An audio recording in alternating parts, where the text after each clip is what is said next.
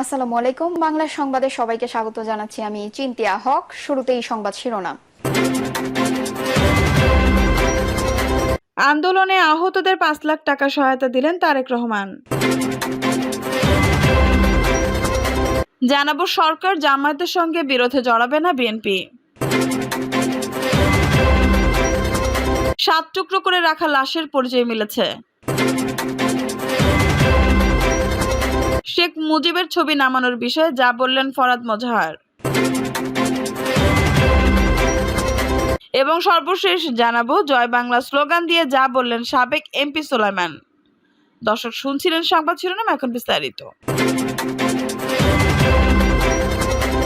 আন্দোলনে আহতদের ৫ লাখ টাকা সহায়তা দিলেন তারেক রহমান। বৈষম্য বিরোধী ছাত্র আন্দোলনে আহতদের চিকিৎসায় ৫ লাখ টাকা সহায়তা দিয়েছেন বিএনপি ভারপ্রাপ্ত চেয়ারম্যান তারেক রহমান। আজ বৃহস্পতিবার রাজধানীর জাতীয় অর্থোপেডিক হাসপাতাল ও পুনর্বাসন প্রতিষ্ঠানে চিকিৎসাধীন বিপ্লবের চিকিৎসার খোঁজখবর নিয়ে এই সহায়তার কথা জানান বিএনপির জাতীয় স্থায়ী কমিটির সদস্য সালাউদ্দিন আহমেদ। এই সময় তার সঙ্গে ছিলেন বিএনপির সিনিয়র যুগ্ম মহাসচিব রুহুল কবির রিজভী এবং স্বাস্থ্য বিষয়ক সম্পাদক ডক্টর রফিকুল ইসলাম। হাসপাতাল থেকে বেরিয়ে সালাউদ্দিন আহমেদ সাংবাদিকদের বলেন, আমরা শুনেছি গতকাল বুধবার অন্তর্বর্তীকালীন সরকারের স্বাস্থ্য উপদেষ্টা এখানে এসেছিলেন। তিনি চিকিৎসারত সবার সঙ্গে দেখা করতে পারেননি। ব্রিটিশ হাই কমিশনার এসেছিলেন, তিনিও সবার সঙ্গে দেখা করতে পারেননি, যার জন্য রোগীদের মধ্যে একটু অসন্তোষ সৃষ্টি হয়েছিল। তিনি আরো বলেন, আমরা কথা বলে যেটা জানলাম, আন্দোলনকারী যারা আহত তাদের চিকিৎসাটা মোটামুটি হলেও অন্যান্য আর্থিক সহায়তা তারা পাননি। আমরা বুঝি এর বাইরেও তাদের আর্থিক সহায়তা প্রয়োজন।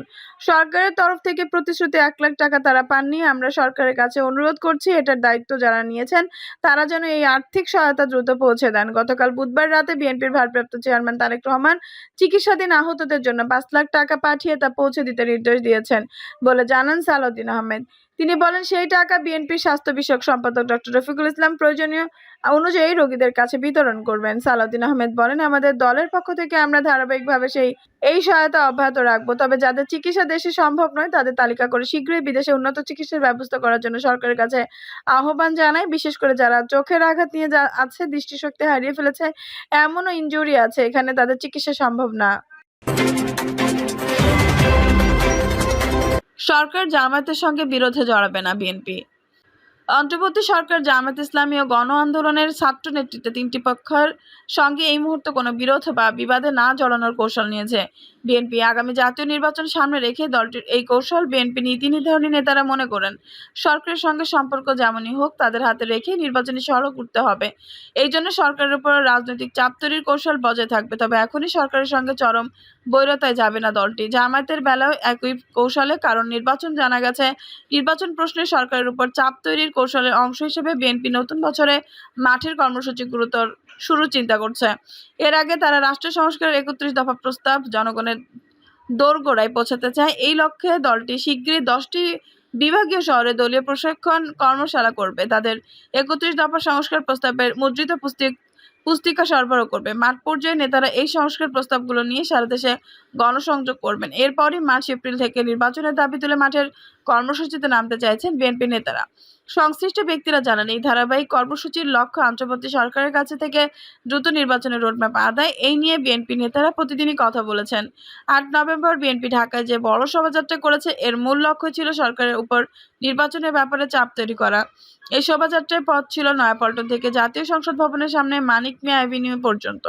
এই পথে শোভাযাত্রা করে দলটির নেতৃত্ব অন্তর্বর্তী সরকারের এই বার্তা দিলেন যে কারা অবিলম্বে সংসদ নির্বাচন চান। তবে দিন যত যাচ্ছে বিএনপির শীর্ষ নেতারা নির্বাচনের পথে অনেক বাধা অস্পষ্টতা দেখছেন। তাদের অনেকের আশঙ্কা অন্তর্বর্তী সরকার দীর্ঘ সময় শাসন ক্ষমতায় থাকতে পারে। এক্ষেত্রে তারা গণ অভ্যুত্থানের নায়ক ছাত্র নেতাদের কারো কারো বক্তব্য ও তৎপরতা সন্দেহের চোখে দেখছেন। এই সঙ্গে জামায়াতের কোনো যোগসূত্র রয়েছে কিনা সে ব্যাপারেও বিএনপির সতর্ক দৃষ্টি রয়েছে বলে জানা গেছে। কারণ বৈষম্যবিরোধী ছাত্র আন্দোলনের নেতৃত্বে বিএনপির তেমন অবস্থান বা প্রভাব নেই। সেদিক থেকে বরং জামায়াত এগিয়ে রয়েছে। সংশ্লিষ্ট ব্যক্তিরা বলছেন, অন্তর্বর্তী সরকার, জামায়াত ও ছাত্র নেতৃত্ব এই ৩ পক্ষকে সামনে রেখে বিএনপির শীর্ষ নেতৃত্বকে চলমান রাজনীতি এবং আগামী সংসদ নির্বাচন প্রশ্নে এক ধরনের সাবধানী বা কৌশলী হতে যাচ্ছে। বিএনপির দায়িত্বশীল নেতারা বিষয়টিকে ব্যাখ্যা করে বলেছেন, ৫ আগস্টের গণঅভ্যুত্থানে দেশের প্রেক্ষাপট বদলের পর তারা জামায়াত ইসলামের মধ্যে একটা বড় ধরনের পরিবর্তন লক্ষ্য করছেন। সেটি হলো দলটি আর বিএনপির পেছনে না থেকে নিজেরাই ক্ষমতা প্রত্যাশী হয়ে উঠেছে এবং সে অনুযায়ী জামায়াতের নেতারা কথা বলেছেন, রাজনৈতিক কর্মসূচি পালন করছেন। আগস্ট বিপ্লবের পরে দলটির শীর্ষ নেতৃত্বের রাজনৈতিক মনোজগতের এই পরিবর্তন বিএনপির নেতৃত্বকে কৌশলী হতে বাধ্য করছে। এরই মধ্যে সংবিধানের সংস্কার, রাষ্ট্রপতির পদত্যাগ এবং আনুপাতিক প্রতিনিধিত্বমূলক নির্বাচনের প্রশ্ন সামনে এলে জামায়াত ও বিএনপিতে ভিন্ন অবস্থান প্রকাশ পায়। জামায়াত সংবিধানের মৌলিক সংস্কার চায়, তারা রাষ্ট্রপতির পদত্যাগ চেয়েছে, আর সংখ্যানুপাতিক প্রতিনিধিত্বমূলক নির্বাচনের বিষয়ে দলটি নীতিগতভাবে একমত। কিন্তু এই তিনটি বিষয়ে বিএনপির অবস্থান জামায়াতের বিপরীতে। এছাড়া আগামী সংসদ নির্বাচন প্রশ্নেও দল দুটির ভেতরে ভিন্ন চিন্তার কথা জানা যায়। এ বিষয়ে রাজনৈতিক মহলে এমন আলোচনাও আছে যে বিএনপি নির্বাচনের জন্য যতটা উদগ্রীব, জামায়াত ততটা নয়। এ বিষয়ে কারো ব্যাখ্যা এমন যে ভোট হলে ক্ষমতায় যাবে বিএনপি, তার নির্বাচন নিয়ে জামায়াতের ততটা তাড়া নেই, বরং জামায়াত সংস্কারকে প্রাধান্য দিচ্ছে বেশি। কারণ প্রেক্ষাপট বদল হলে আবারও স্বৈরতন্ত্র জেগে বসতে পারে, এই ভয়। এছাড়া ৫ আগস্টের পর পরিবর্তিত পরিস্থিতিতে শিক্ষা প্রশাসন সহ বিভিন্ন সরকারি প্রতিষ্ঠানে গুরুত্বপূর্ণ পদে নিয়োগ ও পদায়ন নিয়ে বিএনপি এবং জামায়াতের সমর্থকদের মধ্যে বিরোধ দেখা দিয়েছে। কোথাও কোথাও দখলবাজি নিয়েও দ্বন্দ্ব বাড়ছে। অবশ্য জামায়াত ইসলামীর কেন্দ্রীয় নায়েবে আমির সৈয়দ আব্দুল্লাহ মোহাম্মদ তাহের প্রথম আলোকে বলেন, দেশের স্থিতিশীলতার জন্য মৌলিক বিষয়গুলোতে বিএনপি, জামায়াত সহ সবার ঐকমত্য থাকাটা জরুরি, কারণ রাজনৈতিক বিভাজন দেশকে সংকটে ফেলে দিতে পারে। বিএনপির দায়িত্বশীল একটি সূত্র জানিয়েছে, এই বিষয়গুলো বিবেচনায় নিয়ে দলের ভারপ্রাপ্ত চেয়ারম্যান তারেক রহমান জামায়াতের সঙ্গে বিরোধে না জড়াতে সতর্ক থাকার নির্দেশনা দিয়েছেন। সর্বশেষ গত সোমবার বিএনপি স্থায়ী কমিটির যে বৈঠক হয়, সেখানেও জামায়াতের প্রসঙ্গ উঠে জামায়াত বিএনপিকে প্রতিদ্বন্দ্বী ভাবছে কিনা সে কথাও আলোচনায় আসে। এমন প্রেক্ষাপটে জামায়াতের সঙ্গে যাতে দ্বন্দ্ববিরোধ না বাড়ে সেদিকে সতর্ক থাকার অভিমত দেন বিএনপির একাধিক নেতা। বিশেষ করে তারা নির্বাচন ও জাতীয় ঐক্যমত্যের প্রশ্নে যাতে কোনো দূরত্ব তৈরি না হয় সেদিকে সজাগ থাকার কথা বলেন। এই জন্য জামায়াতের সঙ্গে যোগাযোগ রাখারও পরামর্শ দেন কয়েকজন নেতা, কারণ নির্বাচন প্রশ্নে বিএনপি রাজনৈতিক দলগুলোর মধ্যে ঐক্যমত্য চায়। যদিও জামায়াতের বিষয়ে বিএনপি স্থায়ী কমিটির সভায় কোনো আলোচনা হয়নি বলে দাবি করেন দলের স্থায়ী কমিটির সদস্য আমির খসরু মাহমুদ চৌধুরী। তবে তিনি প্রথম আলোকে বলেন, ফ্যাসিস্ট আওয়ামী লীগ ও তাদের মদতদাতাদের বাইরে রাখতে হলে জাতীয় ঐক্য লাগবে। কিছু বিষয়ে রাজনৈতিক দলগুলোর মধ্যে ঐক্যমত্য থাকা প্রয়োজন। বিএনপির দায়িত্বশীল সূত্র জানিয়েছে, সোমবার স্থায়ী কমিটির সভায় দ্রুত নির্বাচনের রোডম্যাপ আদায়ের জন্য অন্তর্বর্তী সরকারের উপর চাপ প্রয়োগ অব্যাহত রাখার বিষয়ে আলোচনা হয়। সরকারের ৩ মাসেও নির্বাচনের রোডম্যাপ না দেওয়ায় স্থায়ী কমিটির সদস্যরা হতাশা প্রকাশ করেন। তাই আগামী ডিসেম্বরের মধ্যে সরকারের কাছে নির্বাচনের রোডম্যাপ আশা করে বিএনপি।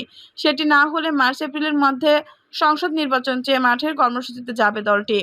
তবে নানা দিক বিবেচনায় আগামী দিনগুলোতে বিএনপি নরমে গরমে এগোবে। এ বিষয়ে বিএনপির মহাসচিব মির্জা ফখরুল ইসলাম আলমগীর গতকাল বুধবার ঠাকুরগাঁওয়ের বাসভবনে সাংবাদিকদের সঙ্গে কথা বলেন। তিনি বলেন, ১৭ বছরের জঞ্জাল সরানো ১৭ দিনেও সম্ভব নয়, ১৭ মাসেও সম্ভব নয়, তাই এই সরকারকে সময় দিতে হবে। তবে তাদের সব বিষয়ে সংস্কারে হাত দেওয়ার খুব বেশি প্রয়োজন নেই। সেটা নির্বাচিত যে সংসদ আসবে সেই সংসদ করবে। তিনি দেশের স্বাধীনতা, সার্বভৌমত্ব, গণতন্ত্র, মানুষের অধিকার এই মৌলিক বিষয়গুলোতে জাতীয়ভাবে ঐক্য থাকতে হবে বলে মন্তব্য করেন। ৭ টুকরো করে রাখা লাশের পরিচয় মিলেছে। নারায়ণগঞ্জের রূপগঞ্জের পূর্বাঞ্চলের লেক থেকে উদ্ধার করা অজ্ঞাত লাশটির পরিচয় শনাক্ত করেছে পুলিশ। লাশটি সস্তাপুর চাঁদ ডাইং এর মালিক মোহাম্মদ জসিমউদ্দিন মাসুমের। বুধবার সকালে উপজেলার পূর্বাঞ্চল উপশহরের ব্রাহ্মণখালী লেক থেকে লাশটি উদ্ধার করা হয়। রূপগঞ্জ থানার তদন্ত কর্মকর্তা এএসআই রুকনুজ্জামান জানান, বুধবার সকাল ৭টার দিকে উদ্ধার করা লাশটি মোহাম্মদ জসিমউদ্দিন মাসুম, তিনি ব্যবসায়ী ছিলেন। নিহতের পরিবারের সদস্যরা লাশটি দেখে শনাক্ত করেন। নিহতের পরিবারের সূত্রে জানা যায়, গত রোববার তার ছেলে ওবায়দুল ইসলাম শিমু গুলশান থানায় একটা জিডি করেন। ৩ দিন পর লাশের পরিচয় মিলে। স্থানীয়রা পূর্বাঞ্চলের ব্রাহ্মণখালী লেকে ৭ টুকরো করা এক ব্যক্তির লাশ পানিতে ভাসতে দেখে পুলিশের খবর দেন। বুধবার রূপগঞ্জ থানার ওসি লিয়াকত হোসেন জানান, সম্ভবত ৩-৪ দিন আগে তাকে হত্যা করে পলিথিনে মুড়িয়ে এই লেকে ফেলে রেখে যায়।